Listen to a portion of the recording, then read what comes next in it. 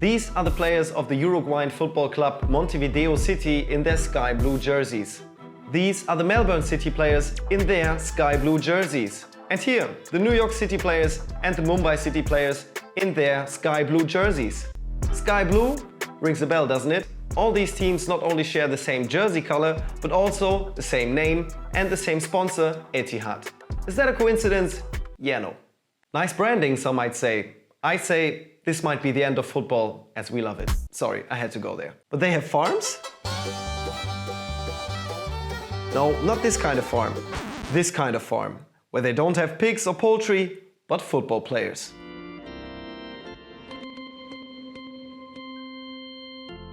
The concept of farm teams as we know it today has its origin in baseball. It was conceived by American baseball manager Branch Rickey at the St. Louis Cardinals during the 1920s. Rickey got frustrated that talented players he was interested in were so often snatched up by wealthier rivals.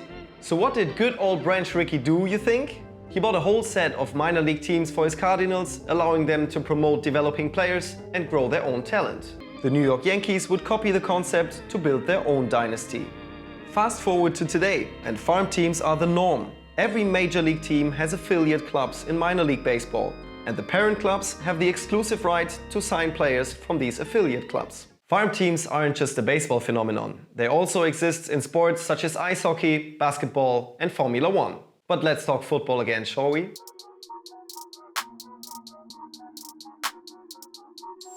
There are reasons that speak for a farm team system. Football is one of the biggest cash cows in world sport. Few sports generate as much money. However, clubs usually struggle to make a profit. That's especially true for amateur clubs, where many future professional football players start out. Many clubs even shut down for good. That could change once they become a farm team. Amateur clubs that affiliate themselves with bigger clubs don't have to worry about finances anymore, and they benefit on the pitch by receiving talented youngsters. The young talents, meanwhile, gain valuable experience. The coaches are in constant communication with the parent club's officials and get invited to workshops to further their education. Appears to be a win-win for all, right? It certainly made sense for German club SG Wattenscheid. In 2014, they announced a collaboration with Turkish giants Galatasaray. The club was playing in the 4th tier, and the partnership seemed like a perfect solution to get them back into professional football. The plan was for Galatasaray to send players to Wattenscheid on loan, where they would receive first-team experience. Everyone was expected to profit.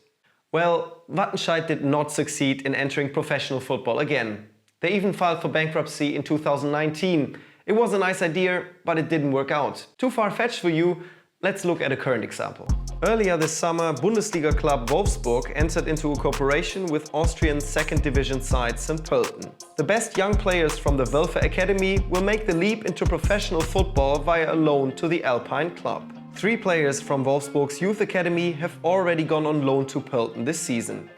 The reason? In the last 10 years, besides Maximilian Arnold, no talent has lastingly made the leap to the professional team. Sounds like everyone would benefit from the deal, doesn't it? St. Pölten gets top talents, Wolfsburg gets matured returnees. And the young players get playing time for a professional Austrian team. So there's really no shame in saying, yeah, farm teams can be a good thing and serve a valuable purpose, right? The problem is, it's rarely as simple as you think. The one catch is, Wolfsburg's under-23 team will be sacrificed for the cooperation. The reserve team will be deregistered from the Regionalliga Nord. Wolfsburg's sporting director Marcel Schäfer explained, due to the cooperation with St. Pölten and the resulting possibility for our players to develop further in a professional league, a training team no longer makes sense, neither economically nor prospectively. Sounds reasonable, but deregistering your youth team means that a lot of players potentially don't have a job anymore, as do the coaches and the rest of the staff. If the Wolves think that a player won't play for the first team at any given point, would they send them on loan to Pölten or let them train with the first team? No chance. And there is a major point that I haven't addressed yet. Wolfsburg's owner Volkswagen is now also sponsoring St. Pölten.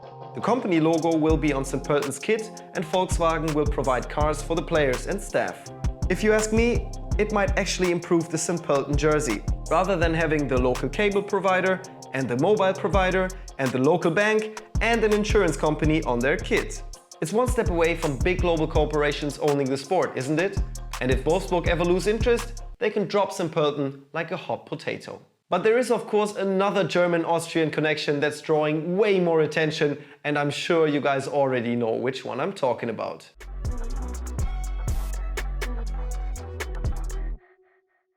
Everyone knows the Austrian beverage company Red Bull, and most football fans know that Red Bull owns football clubs. Namely RB Leipzig, Red Bull Salzburg, the New York Red Bulls and Red Bull Bragantino. The biggest fish is undoubtedly the Bundesliga team from Leipzig. Since the start of Red Bull's investment in 2009, the company turned a club playing regional football into genuine Bundesliga title contenders. And one could argue that the other three Red Bull clubs serve as farm teams for Leipzig. But while New York and Bragantino only rarely exchange players with Leipzig, Salzburg has done so quite often. Since the first transfer, 18 players have found their way from Austria to Germany, including the likes of Dayo Upamecano, Naby Keita and Peter Gulaschi. Meanwhile, only 6 players went the other way around, 5 of them on loan. And it doesn't stop at the players. Leipzig's new coach Jesse Marsch already coached both New York and Salzburg before joining Leipzig as head coach this summer. And that's not all. Red Bull Salzburg, the New York Red Bulls and Red Bull Bragantino also have their own farm teams, all owned by Red Bull too. FC Liefering, another Salzburg football club, and Red Bull Salzburg have a similar cooperation as St. Pölten and Wolfsburg, aside from the tiny difference that Liefering is owned by Red Bull. If you check out a Bundesliga player who used to play for Red Bull Salzburg, chances are that he also played for Liefering at some point. So in the case of Red Bull's system, it's obvious what's at stake. Salzburg dominate the Austrian league and Leipzig benefit by having direct access to promising stars at arguably low costs. Upsides for these two clubs, but downsides for their competitors who don't have a sugar daddy. It's a bit like an independent bookstore trying to compete with Amazon. And is that really what we want in football? But the most important thing to take away from Red Bull's investment is that success is not necessarily the main aim. It is merely a means to make players more valuable in order to sell them at a high profit. And if you don't have to pay top dollar for some of the biggest talents because they belong to an affiliate club, you'll be doing pretty well. And your opponents are left wanting. Now, the Red Bull system appears to be the best functioning model on the market, but the most aggressive example of a farm team strategy comes from the City Football Group.